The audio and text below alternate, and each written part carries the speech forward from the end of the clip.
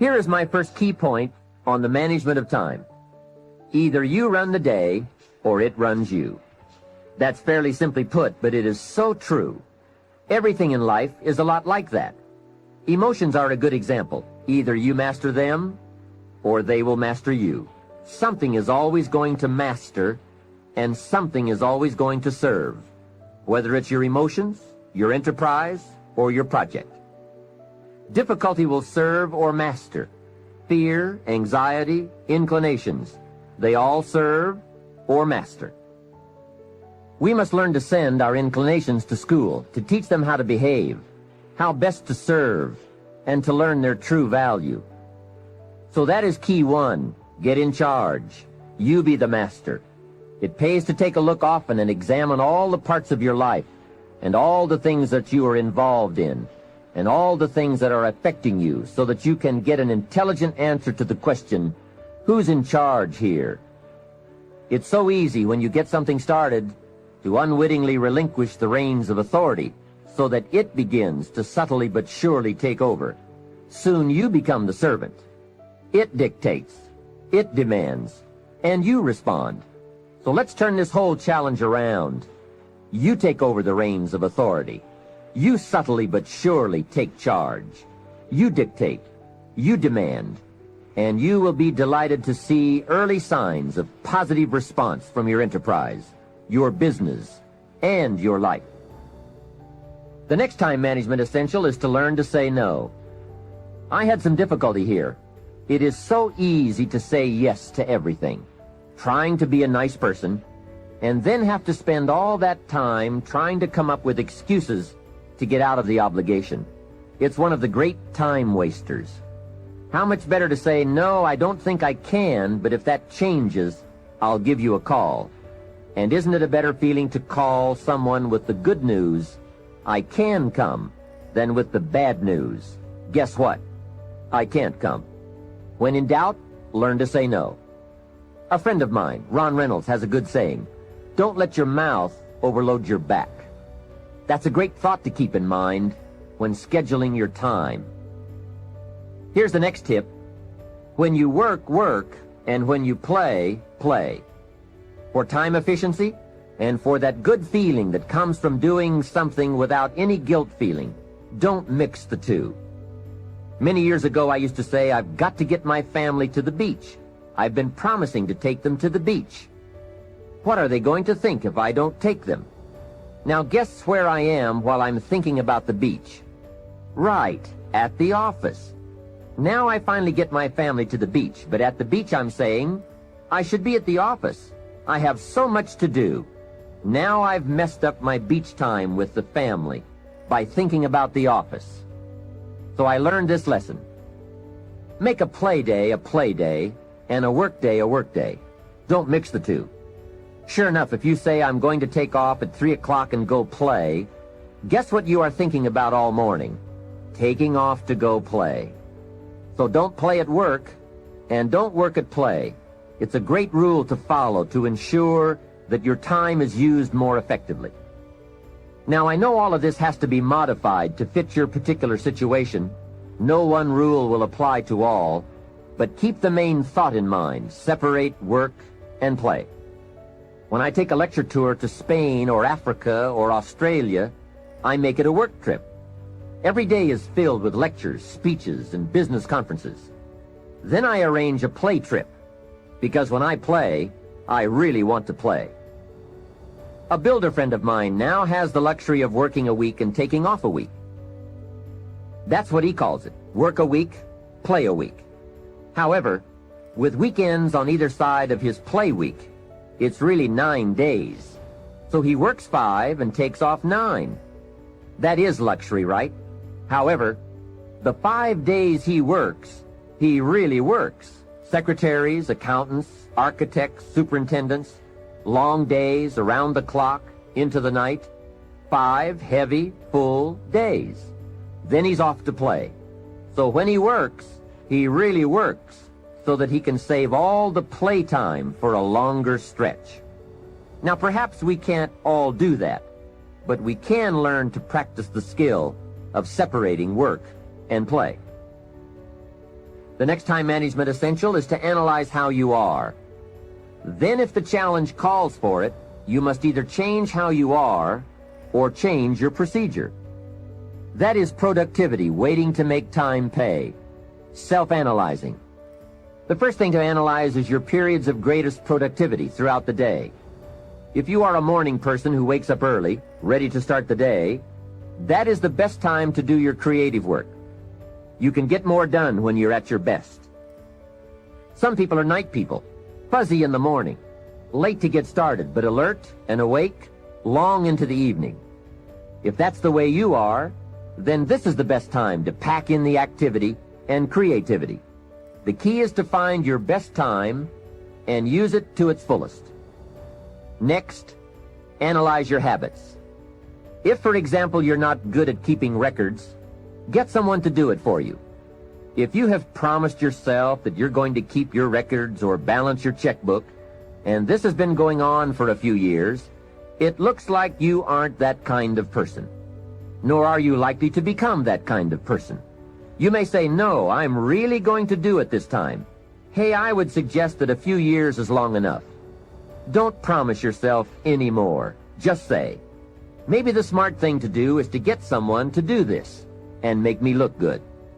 You would be surprised at how often you can remain a lot like you are in many areas if you will just make the arrangements to have it covered. Some years ago, my office came to the conclusion that I was a poor courier. Someone would ask me to take a check to San Francisco, since I was going there anyway. I would say, sure, no problem. Put the check in my pocket and fly off to San Francisco. Guess when I would next hear about that check? From my dry cleaners.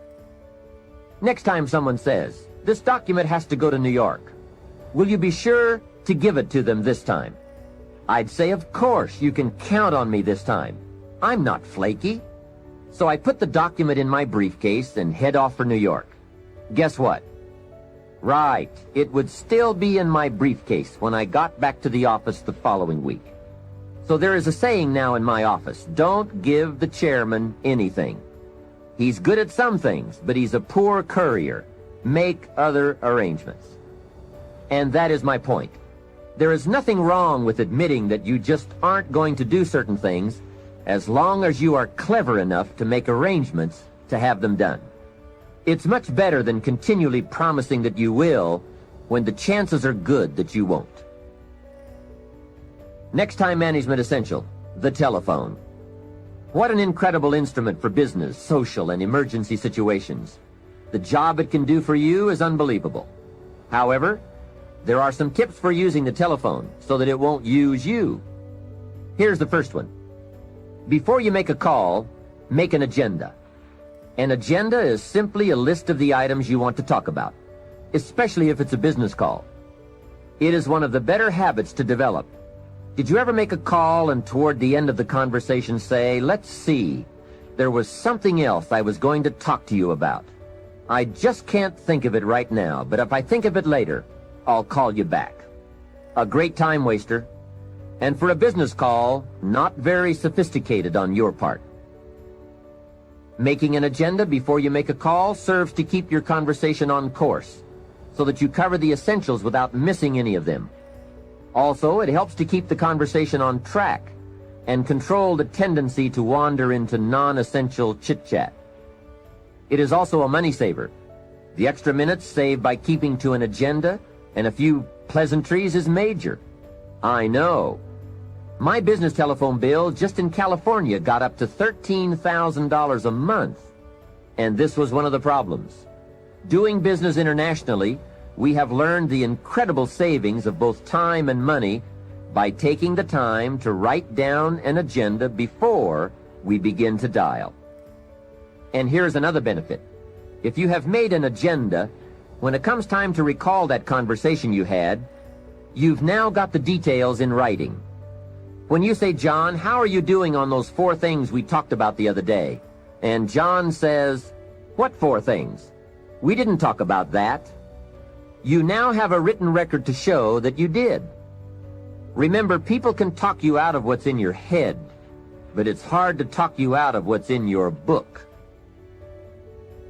Next, if you can afford the luxury, have your calls screened.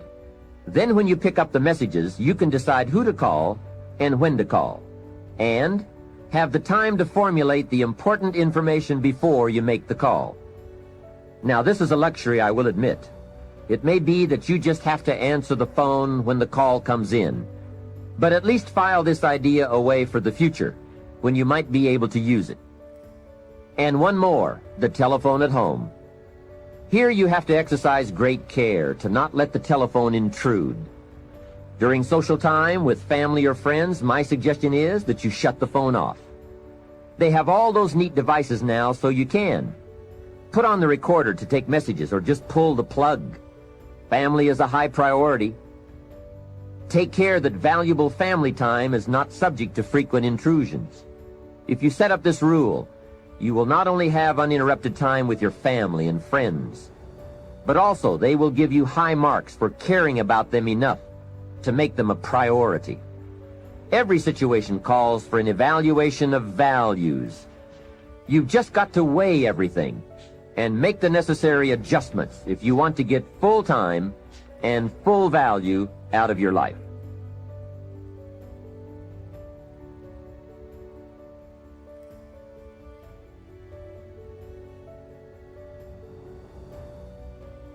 The next time management tip I have is to listen to the cassette programs and read the books on the subject.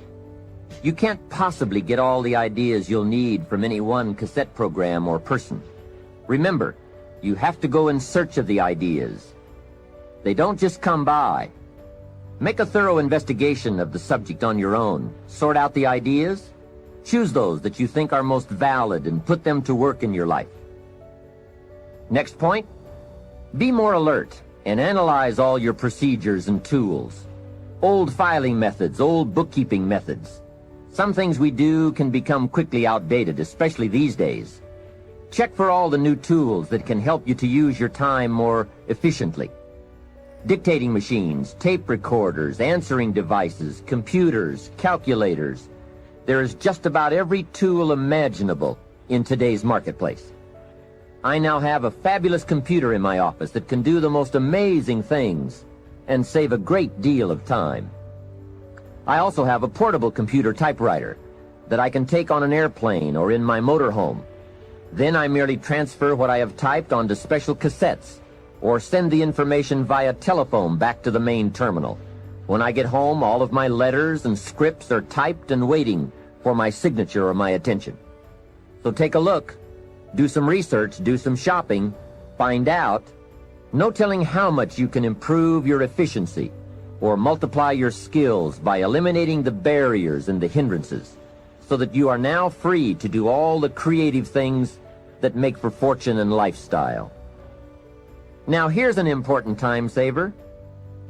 Learn to ask questions. This habit will serve in so many ways. Have you ever talked to someone for an hour and then asked some questions and found out that you just wasted the last hour? Make a note. Almost everything is symptomatic of what's really wrong. Surface details don't usually give us enough information to effectively communicate. So, ask questions before. If John isn't making sales, we say, okay, let's get on him about making sales. But perhaps we should ask, why isn't he making sales? Someone says, he isn't making enough calls. We say, okay, let's get on him about making calls. Well, maybe we should ask another question first. Why isn't he making calls? Well, it's because he isn't getting up early and getting out into the marketplace. We say, okay, let's get on him about getting up early and getting out into the marketplace. Well, perhaps we should ask just one more question. Why isn't he getting up early and getting out into the marketplace? Now we have probably gotten to the heart of the problem. Perhaps it's something personal, problems at home, not his sales skills. The real problems are usually about 3 or 4 questions deep. So if you get good at asking questions, you can save yourself a lot of time by getting right at the heart of the matter when dealing with other people. Otherwise, you tend to waste valuable time just finding out what the problem really is. Now here's the last part of time management. Learn to think on paper. From all of my experience working on many projects and in many countries, one of the major time savers is thinking on paper. It is so important to take things out of your head and put them on paper, then work from the paper. Building your business is a lot like building a house. You take the ideas out of your head, put them on paper, and then build from the plan. We have a saying on this idea: operate from document, not from thought. It's just about over when a person wakes up in the morning and says, "Let's see, what shall I do today?" Too late, right? The best thing you can do now is to take today off and at least plan tomorrow. Let me give you 4 major ways to think on paper. The first is a journal. I spend a lot of time talking about journals in my lectures and programs, primarily because it is such an invaluable tool for the serious student of the better life. A journal is merely a gathering place for all the good information that comes your way, from sermons, from books, from lectures, from business conferences, magazines, thinking time, research, any source of information that you feel is worth keeping. Don't let the good ideas of life escape you. Remember, most good ideas usually only come by once. Get into the habit of capturing them with pen and paper by making daily use of your journal. Now maybe you won't write in it every day, but at least make sure it's with you every day. Here's the second way to think on paper: a projects book. This is simply a ring binder with tabs in it to help you keep track of all the current people and projects you are involved with and need to work on to make all the parts of your life work to the maximum. If you are working with people, give them each a tab in your projects book. Then under this tab, you keep a running account of all the current information you need to know about that person: performance, family, goals, strengths, needs, perhaps even some graphs showing recent progress or comparisons to past performance. Essentially, you make a note of all the information you need to know so that when you sit down to have a meeting with this person, you have all the pertinent facts there before you in order to have a meaningful and productive conversation. Without this habit, it's so easy to take up time talking with someone and get so very little accomplished, because most of the meeting ends up by being devoted to bringing you up to date on the facts you could have already had in your projects book. Now, depending on your particular business or enterprise, you might want to have a tab for each office or each department or each ongoing project. On a more personal level, you might want to have a tab for each family member or for your personal projects, investments, finances, game plans, and so forth. It's just an effective way to keep all the key pieces of information readily available so you won't have to be continuously hunting through files and drawers for the data. It is the best way I know of to study your business and life projects. A projects book is a guideline for this study. We simply don't study files. They are for storing information. The projects book is for the daily or weekly summary accounting of all the pieces, like a financial statement of your business at the end of the month. In fact, that is one of the sections in your projects book. And another secret: with a guideline to study, it keeps you on good mental track. If you try to study your business and your life in your head, you will for sure miss something, miscalculate, or let your mind go undisciplined in those high thought areas where the ideas and plans and inspiration for fortune lie. It's the organized, better disciplined thought that produces abundance. Everyone is thinking, but mostly about how to get by. I'm asking you to develop these tools and disciplines to think about how to become wealthy and happy, powerful and influential, sophisticated and unique. The next way to think on paper is to keep a day timer, a daily log of your list of things to do and your appointments and schedules. This is where I also keep the agenda for my telephone calls. It becomes a clear and useful record. If you have a business and need to keep track of expenses for income tax purposes, your day timer should also accommodate this need. A day timer is also a good place to record telephone numbers and other key information that you need on a daily basis. Basically, it's a way of keeping a record of your daily activities. Your day timer can also be used as a gathering place for all the details or highlights from your day which need to be logged into your journal or projects book at a later time. It's just an efficient means of keeping track of your days and scheduling your projects and appointments. I strongly recommend that you develop the day timer habit. It only takes a few minutes a day to keep your records up to date, and the time and information you save by using one is massive.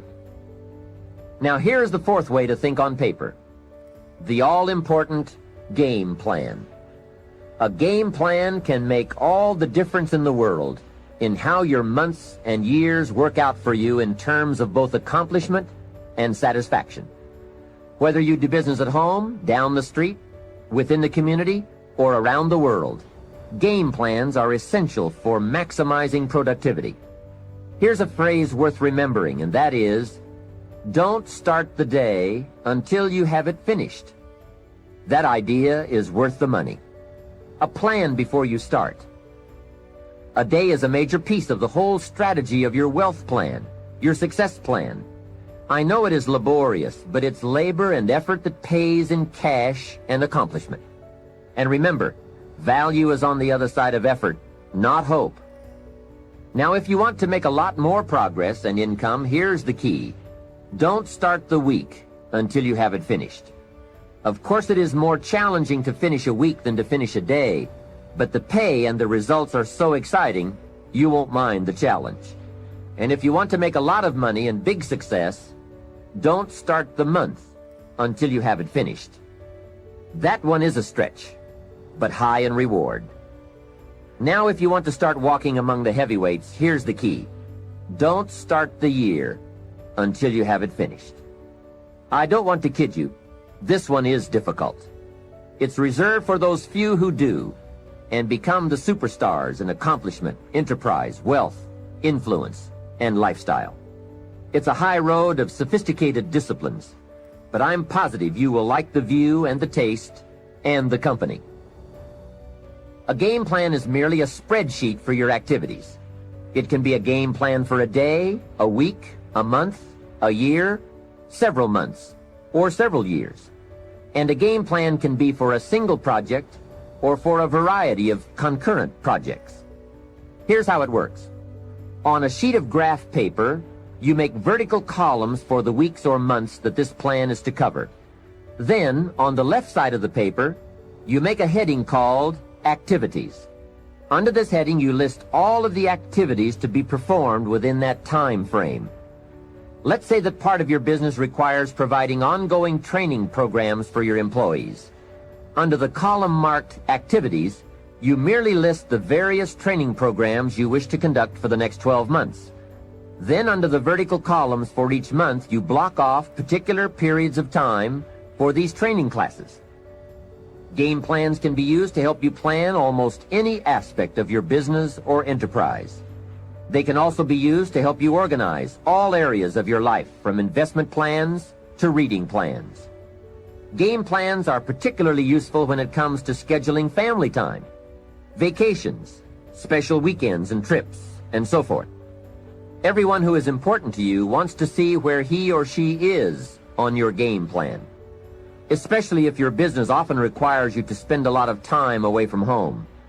And remember, there's nothing like a visual plan.